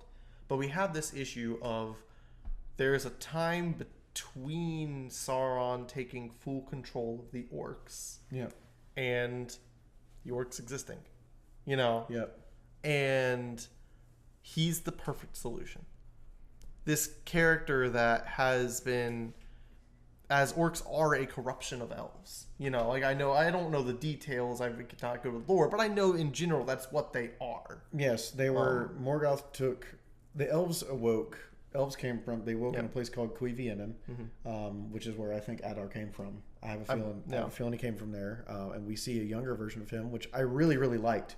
The ring that he was using to do that does not have that power. Right. The rings don't have really any power, but it's a great moment. But again, like as you were kind of saying, like they've established a sense of healing from those rings. I think they can. They've with them tying it in with we've talked before about how we feel about the tree and all that, but they've already had this idea of this cleansing effect that they have. So I think it fit. But essentially, how orcs came to be, like, Morgoth, basically, the elves were the children of Iluvatar. It's what they're called. Iluvatar is a creator in the Tolkien universe. Yes. He created the elves. They were the first. They were the first children of Iluvatar, right? So they awoke, and Morgoth basically, like anything that the Valar created, he wanted to. He brought down the two lamps. Right. He eventually does suck the light out of the two trees, as we see at the beginning of the show. But he also just wanted to corrupt and twist everything that the Valar did, everything that Iluvatar did. And so the elves woke up under the starlight next to a stream at Cuivianen, the beautiful twilight beach, and Melkor's basically in the bushes like this, grabs a few of them, and that's the end of this. It just goes downhill from there. Right. So they are corrupted. Their origins are corrupted, twisted, mutilated elves. So we have that origin. We have Adar, who is somebody that, he clearly retains, like you said, he comes off as more elf than Uruk, as they say, Uruk, as like they say, whatever. Yeah, when you're being respectful to them, you say Uruk, Uruk. I love that, and that's a great, that's a great way to show, the difference between orc and their actual Uruk. And he even has a line in there. He's talking to Galadriel. He says, "What of the Uruk?" Right. Like he's like, yeah, what about them? You really think your king is going to let them walk back into town? And I think that's the best part. Is he's somebody that has a clearly defined desire. Yeah. He knows, he's not dumb. He knows that this can't happen. But he believes in an age where they can have their own place. They can live in their own way and create their own whatever. He believes in that. But what I love about him as a character is that he is such a good challenge to the other characters. Because God, dude, he's good. He makes Arondir look like a rookie. Right. Like not just physically. Right, not just physically, although he is great for that as well. But he's so good at, it's always dangerous when you have characters that are like, I'm here to challenge your worldview. It's like, it's hard. It can always be dangerous to insert that kind of character in, because it can just lead to like, oh, now, well, you got to better make sure you got the worldviews right for this, for these works and all that. But he does it with such a grace and with such a intimate knowledge. You can feel how connected he is. You can tell he is saying, I know what you are. I am as much of an elf as you are in so many ways. Notice how he never loses his temper. Right. He never loses his temper. 80 beats a minute at heart rate the entire show. Right. Never like, always in that. And he creates, talking about the elvish etherealness. He carries a lot of that himself as an Uruk or whatever. He carries that etherealness even though he's down in the trenches. And I think that brought a lot of that sense of like, these are lepers. These are the outcasts in his mind. This is a community of lepers, and he doesn't want to see them go the wrong path. And he knows what the wrong path is. He knows how it happens. He knows who wants it, but he truly believes he can lead them this way. Yeah. And so all that moment, and the moment as well of, even though like I'm not gonna go all into it just for the sake of time. It's already been a long time. It's all good. But, we got all the time we need. Right. But the final moments of him having everything he needs and saying, yes, okay, I have a ring. I have the crown, which apparently is really powerful for killing Sauron. All that, whatever. Yeah, whatever. It's side. But I have everything I need. I shouldn't need you. But he knows the way forward, the true path, is one that will require an accord. It will require a pact. And it's something that he also knows it will require that this ring was not made for him. This ring was not his. And there will never be that peace if he treats it as such, if he takes it all, whatever. And so he willingly gives up that power so that his people can have peace. He makes that deal with Galadriel. And it's a great moment between two people that have wanted to... Right. Both have wanted to kill each other in their own way. At some point, yes. Yeah. It's a great moment between the two of them. And it gets to that. And I'll do finish what you're saying, because it gets to a moment that I really, really like, that it didn't make any sense for the ring to do that. Sure. But again, I think in their adaptations of the lore, it does make sense. And I loved it. Right. I loved every second of what I saw there. But so to get to exactly what you're getting at, the moment of him showing, and I was like, I remember in the scene, I was like, why ain't he showing himself? What's going on here? Then he turns around, and it's like that full moment of just being able to say one more time of like, we've talked to each other, and you've heard me talk like an elf. You've heard me act like I know what I'm talking about. But it just fully showed, like, one, it showed the heritage of him being able to say, it was the, like, I have this. This is something that we do have an understanding here. But two, it was the distinct rejection of it in favor of being the role he's always desired to be, of being a father. Yep. And he's saying, I could go, like, with this, I could go, essentially, it's that almost that feeling of like, I could bring myself back to the elves. I could be, this is what we could happen, but I would rather have this corruption, have these scars, have this whatever to lead my people. I'm not this anymore. Right. Yeah. I'm not this. Yeah. And it doesn't, I know you wanted him to say a name so bad, but it doesn't even matter. It doesn't. No, but it doesn't even matter. It doesn't even matter, because I thought they were going to tie the name into an actual character that did exist, but any of those characters that I thought it would be are dead. But with that reveal, like we talk about an etherealness with the elves that Arondir has. Yeah, Arondir, you can tell that this guy has been around. He looks young. Mm-hmm. He's young. He is young.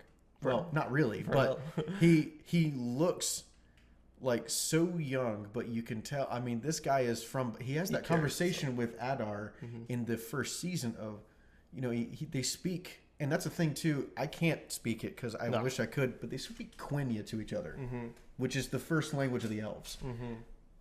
Most Elvish that you hear in Lord of the Rings and The Hobbit, Sindarin. And they use Sindarin in the show. Which, again, is all these implications of how old they are. And Adar mentions, he talks to Elrond and says, you have the bearing of your foremother. Right. Like, he is always saying, I am old. Melian is a Maya who married an elf. And they gave birth to somebody named Luthien, who, she's not that important to the Silmarillion at all.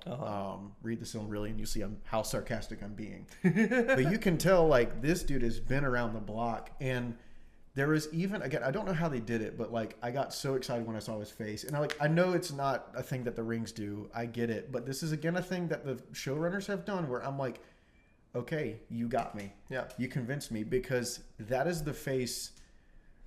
While Arondir definitely has a bearing of an elf that was around in the first age. They have that conversation. Where are you from? Where are you from? Basically, in Quenya, he goes Balerion Dese, which is Balerion. Yeah, right. He's from a realm that does not exist anymore. Right. He knows why it doesn't exist anymore. Yeah.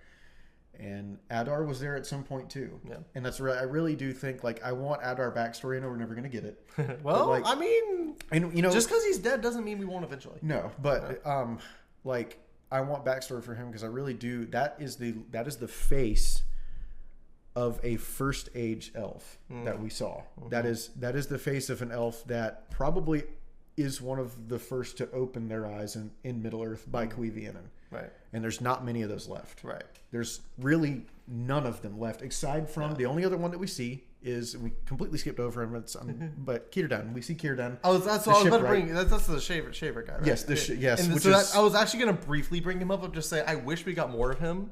I liked him. He was very, you good? They made him shave, and that pissed me off so bad. Because you know what the defining features of Círdan are? He has a beard, right? He looks old and he has a beard. And literally the next scene, they're like, okay, now he's using Gillette. Well, my assumption there is just the concept is like, it grows pretty fast. Is so it's like okay, it's out. It was so pointless. He could have been fishing, bro. Sure, but anyway, getting back to I loved Círdan. Getting back to Adar, it's like Adar really is like that is that is like the closest because. My lore nerd in me wants to see a Silmarillion adaptation of a movie. Hey, buddy. Wants to see a Silmarillion adaptation of a movie, but also doesn't because I think they would wreck it to pieces. However, that is we get to see a little bit of that first age elf. There's just something about his face, something about him that just. I don't know. I can't I got so excited when I saw that face, and I know I probably shouldn't have. But it was such a different look than any look we've seen from an elf in this show. Yeah. And it really just shows... It shows this, initial... And something I should share with Círdan a bit as well. There's this tenderness of... There is. There's a tenderness that it seems more exclusive to that age. Those older ones, that closer to that whatever. And they get it right because, these are elves... First age elves are the ones that... Again, went up against Balrogs, it fought them face to face, and sometimes won. Right. These are first age elves that shoot. One of them goes toe to toe with Morgoth, and that's the reason that Morgoth limps for the rest of his days. Right. Like that's those what we see in Adar. That's those kinds of elves. Yeah. And God, they nailed it. Yeah. I don't know how they did it. I don't know how they made me feel that way in that moment, but they got it. They did it. So well. And again, it's like a moment I didn't think I was going to like. I was like, the rings don't do that. But I was like, oh my God, wait a second. What are we looking at? Yeah. We've never seen this before. Yeah. And that just goes to show, again, sure, they've swung and they've missed, but they've swung and they've hit. It is either a strikeout or an out of the park home run for these guys. And that, again, I want to say, I said this show was still sitting pretty mid for me, but now I'm facing you, it's getting serious. Yeah. But what I really feel about this show is I know I said it was pretty mid for me, but I also haven't felt this. You feel sky high for Tolkien stuff. Say at the Charge of the Rohirrim in The Return of the King, that whole scene is straight from the Legendarium, Tolkien's pages, whatever. Right. And they have moments in this show that take me back to that. Which is hard to do. Which is very hard to do. And they've done it with characters that Tolkien did not write. Yeah. So they've succeeded some. And what they need to do for next season, I think. I'm not going to say this show is just mid for me because I do really care about it. And as much as I seem like I'm complaining, I'm just talking from perspective of somebody who has read a lot of this stuff, who is a huge nerd for it. And I know what they've done right and what they've done wrong. And I'm going to point out what they've done wrong. But that doesn't, and I think this podcast proves, that hasn't taken away from me. No. As much as I hate the Stranger storyline, right? It doesn't take away those moments with Adar. Yeah. Those moments with Arondir and with Disa and with, I know we didn't talk about him much, but with Gil-galad, right? Yeah. So actually, I wanted to finish. I wanted to do one final transition into Gil-galad and then into the dwarves. Yes, absolutely. So it as much as I say this is mid again. There's so many goods in this show, like that Adar stuff, who sadly is gone now. I wanted to see more of him, but there's so many moments like that keep me wanting. Keep doing that. Whatever you're doing, however you're making that work, keep doing it because I'm in.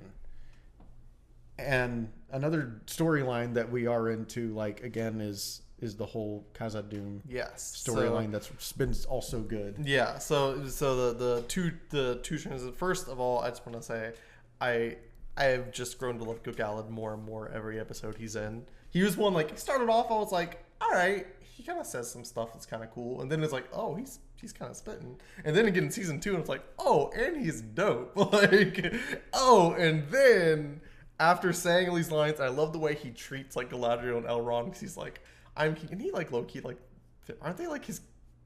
They're all related. They're elves. I don't know. Okay, so here's the crazy thing, and we also didn't talk about the kiss between Elrond and his future mother-in-law. We're not going to talk about that, but you know, for the purpose of passing We're gonna. They brush past it. We'll brush past it. She can pick a lock to get out. Whatever. They brush past it. We'll brush. Past I didn't like Gil-galad and how dismissive he was of Galadriel and of Elrond. Sure. Because here's a little thing about them. A little backstory. Yeah. Elrond's dad is the northern star in the sky. He quite literally, and I do mean this literally, saves the world at the end of the First Age. His name is Elendil. You've heard his name before. Yeah. That's Elrond's dad. He was raised by a couple of Feanor's sons. Okay. Right. Galadriel is older than any of them. Yep. Is older than everybody, in fact, aside from Círdan and aside from Adar, I think. Probably. Yeah. Galadriel, her father, his name is Finarfin, who is currently the High King of the Noldor in Valinor. Show a little respect. Gil-galad treats these guys like his redheaded stepchildren sometimes. And I'm just like, I don't think real Gil-galad would do this. Yes, Gil-galad is the last High King of the Noldor in Middle-earth. He is the dude in charge. But, like, I feel like he would have more of a reverence for and I do, two people that, like, have very, very important lineage. Yes. And so, I think there's a weird, the dynamic. And that's what I didn't like about him. So I can see, like, that disagreement there. Yeah. But overall, I think what we've seen less is he doesn't ever come off as disrespectful to me. That's true. Yeah. They're always disagreeing with each other. Yeah. And it's hard when you're disagreeing. And so what I've enjoyed is that it will be terse. It's never straight up disrespectful. Yeah.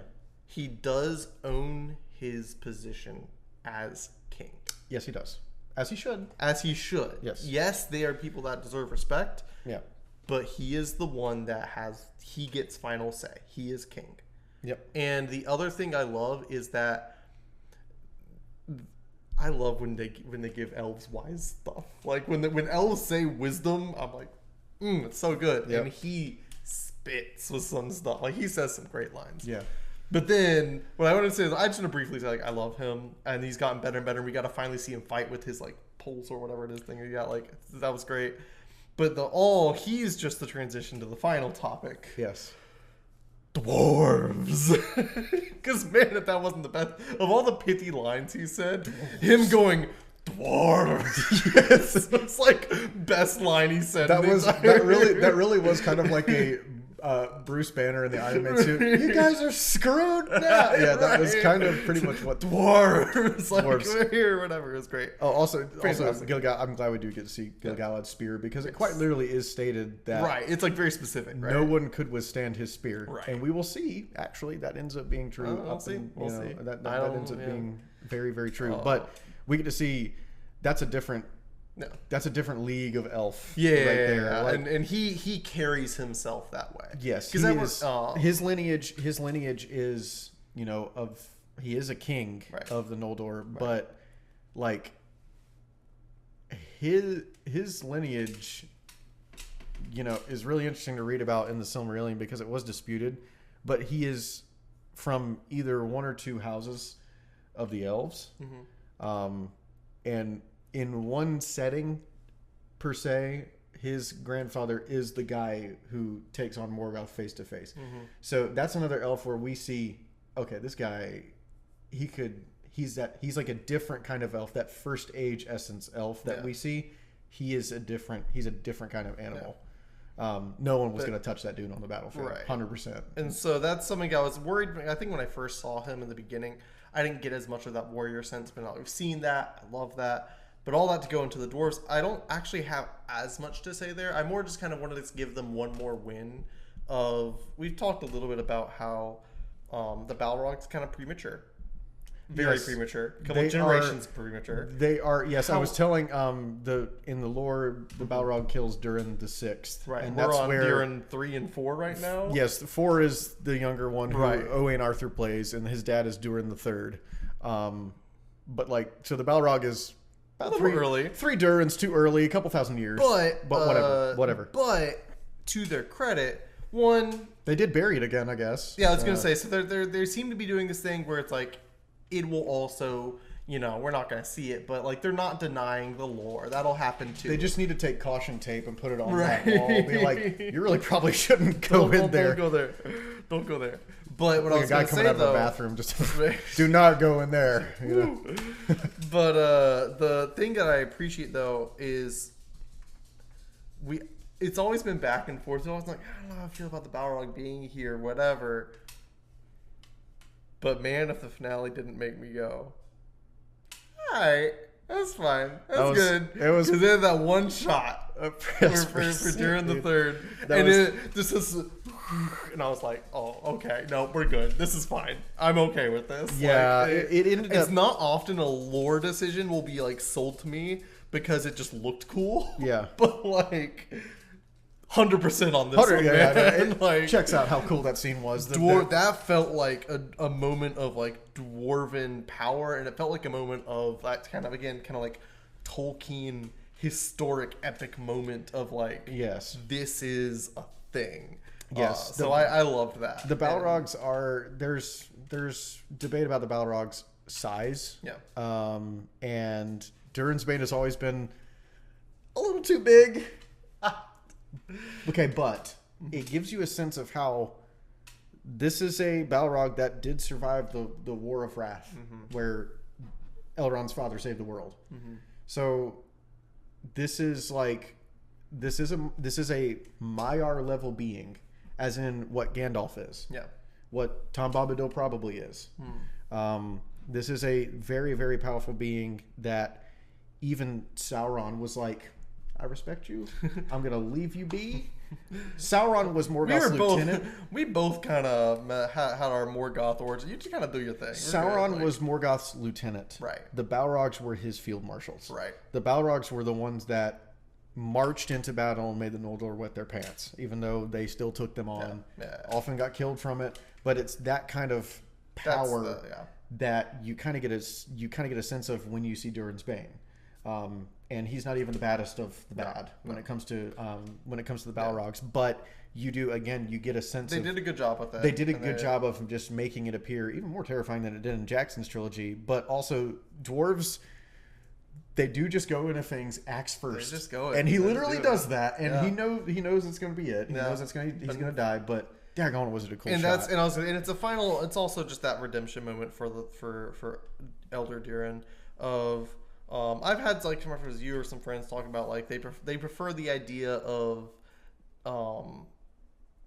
they don't like the idea of like the ring being the source of dwarven greed. Where like, but I will say I didn't mind it because they overplayed all the rings in the show. They very much overplayed their abilities. Right. It's a little bit over, but like I didn't mind it because we do see it's still tying into the inner desire. Yeah. And like this inner whatever. And in Durin's case, we also see him even in his, it's one of those things where even though he's being greedy, he's being over the top, whatever, he's still doing it. It becomes increasingly selfish, but it has a tie to, it's not out of nowhere. Yeah. So I kind of went all over the place. No, it's okay. But it's not out of nowhere because we see dragon greed. What is it called? Is it, dragon sickness. Dragon sickness. Yep. And it has a very similar feel. It is very similar. And I like that they kind of said, "Hey, this is something we know dwarves have." Yeah. You know, this is the thing that can happen. So it can be a very similar mindset where it's like he almost got dragon sickness without the dragon. And, you know, I kind of appreciated that. Yeah. But I've also appreciated the moment of clarity. Yep. That, you know, when he sees that moment, he does, even though he still has the ring on, he understands what's happened. Yep. And goes, this is yours.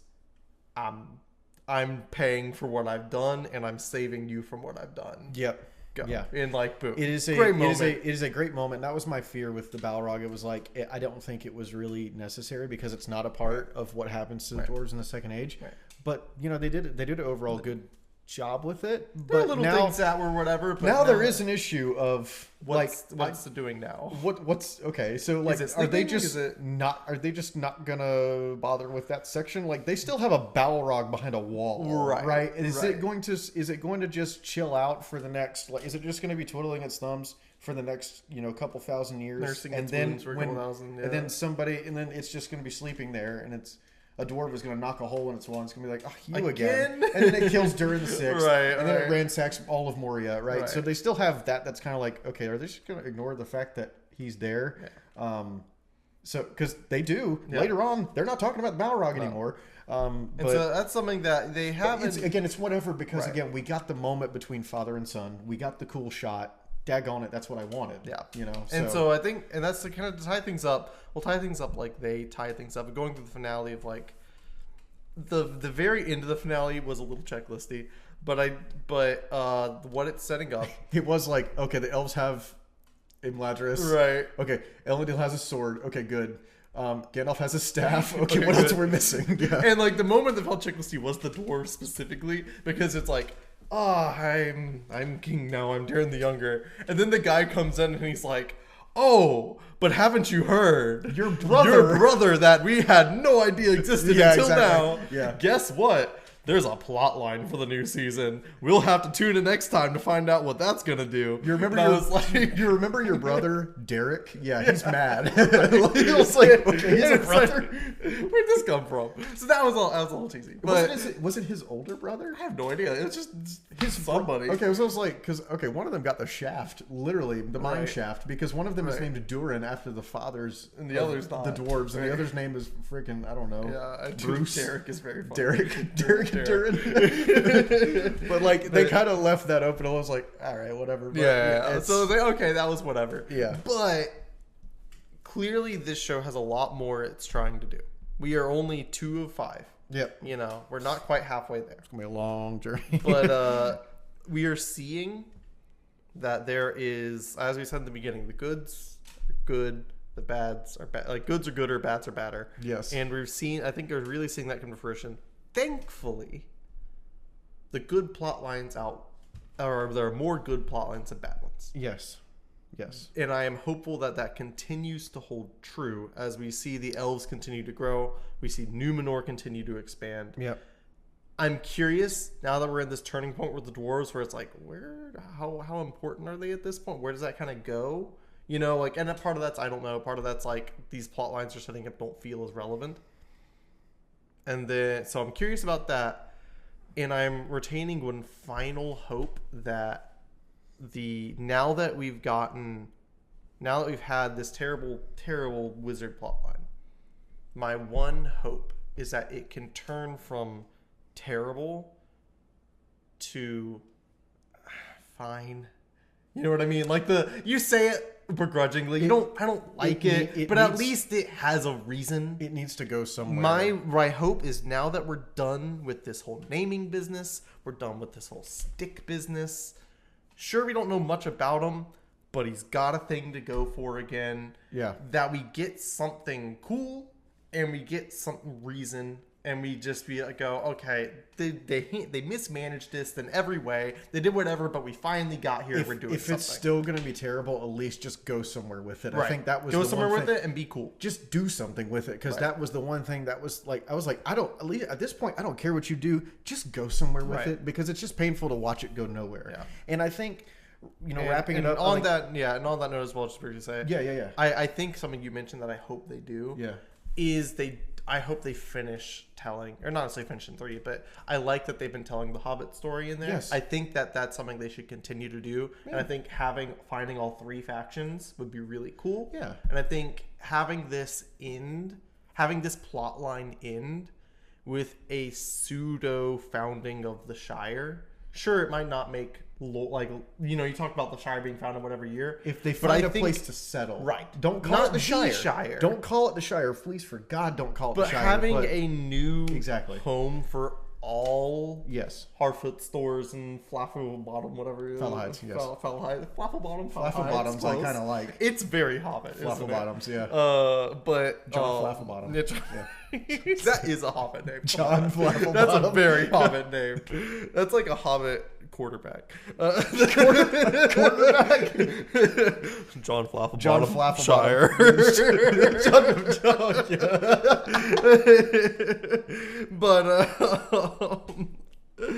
But yeah, so I think that if they can continue pushing on that strength, because it's been I thought the Hobbits as a mood have been an enjoyable respite from other things in the show, like the tension of the other stuff. Oh, hey, Hobbits! I have taken, even if they've been long size, I have taken breaths. Right. So like it's been a little bit of a break from. So the like action. I can appreciate that. I hope they lean into that for the Hobbits, and I hope that they just give us something to care about.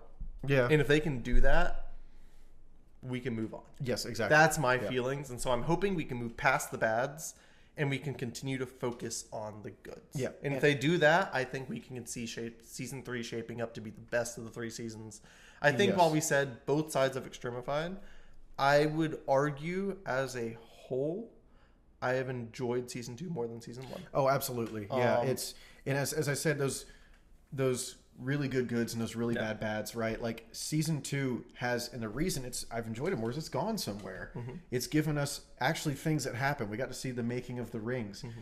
And like, again, I was finally, thank God you're going with something that is the story's about. Your show is about this, and they ran right into it full steam ahead. And I think one thing that I'm excited about is the goodest goods in the show have shown us this show's potential. Mm-hmm. Now, they've also shown us that it can be hot, stinking garbage at sometimes, but it's those moments with Adar. It's those moments with Celebrimbor and Sauron. It's those moments with Durin and his father. It's those moments with Gil-galad. It's those moments that let us go, literally, wow, this is what they are capable of. Yeah. This is what these showrunners, these writers, these actors, this is how good this show can be. And knowing that the show is going to Numenor next. Consistent with it. Yeah. Exactly. Knowing we're leaning into his strength, leaning into one of the favorite character of the show overall for me. Yeah. That makes me excited for the future. And I'm very... So much potential. Yeah. And so as we kind of wrap up closing thoughts, for me, my closing thoughts are, as I said, I think overall found this an improvement. Some worse things got worser, but overall, I think we've seen more of the good things be good enough. It outweighs that a little bit. Agreed. And something I also appreciate this season did, was a complaint I had about the first season was that it felt really small at times. There was was it Arondir had that? There was that fight in the village. But then the entire fight was just like Arondir and a big orc, and that was it that we saw. It was just like they had a 1v1 while everything happened off screen, and I was like, this is dumb. That was one of my least favorite things, and I was like, this is the dumbest. Like, it was a fine individual fight. If it was in a battle, but it was just a one-on-one fight. It didn't feel like Middle-earth. No, it didn't. So I didn't like that. They did a much better job this time with Eregion and all that. It felt, sure, they didn't have quite the epic lineups of like, nothing's going to be Minas Tirith, But like... They did a much better job of selling a battle, of war. Like they things felt bigger. It felt like it was a part of Middle-earth, right? The scale felt much more correct. It could go even bigger still, but I think that they did a better job at that, and it will get bigger, right? And I think that that's a good sign for the future that they're continuing to go on that path. So they took notes, right? They took notes. Yep. And I am ending on the hopeful note that they continue to take notes, because I think this show could grow into something really, really special. Yep. If it takes some bad notes, if they push too hard on the wrong things, I will never not be frustrated with this show. But I think I can hold that at the same time as recognizing how special these other things are. Yes, absolutely. Any final thoughts from you? Kind of the same thing. I think, look, I say that there's really good goods and there's really bad bads. Of course, we've been saying that all the time. But even still, there's been upward progression. Mm-hmm. It's gotten better overall. It's gotten better for Tolkien fans like myself. Mm-hmm. It's gotten better for people who aren't Tolkien fans, because either way, at least the story has progressed.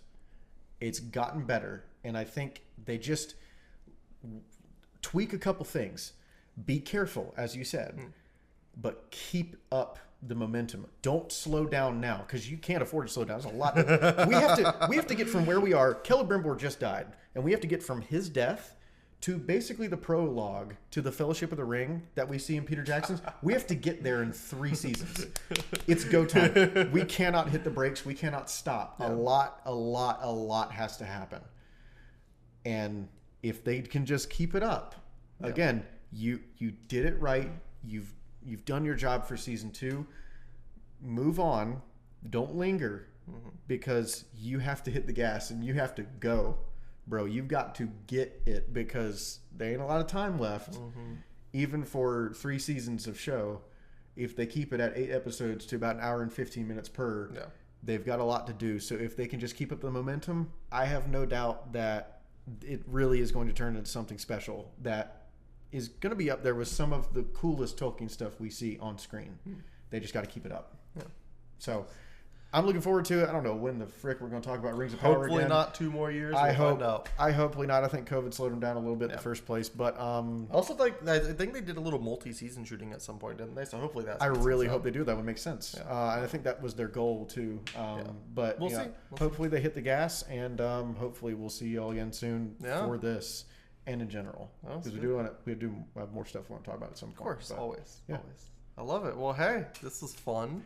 We'll see you at some point again here. Thanks for sticking with us for about an hour and 45 minutes. I was worried that was over 2, so we're good. No, we're good. We're still we're good. 2. We stayed under movie length. We're good. We both agreed at the start of this was like, this one we're just gonna go. This is gonna be long. It's just gonna be like a longest episode we've had. 100%. But it's gonna be good. Yep. Also, y'all have a good night, day, whatever it is. At this point, it's getting. It was sunny. Now the sun's starting to set. So we've talked so long. Stay beautiful. We'll see y'all around, and I look forward to it. See ya.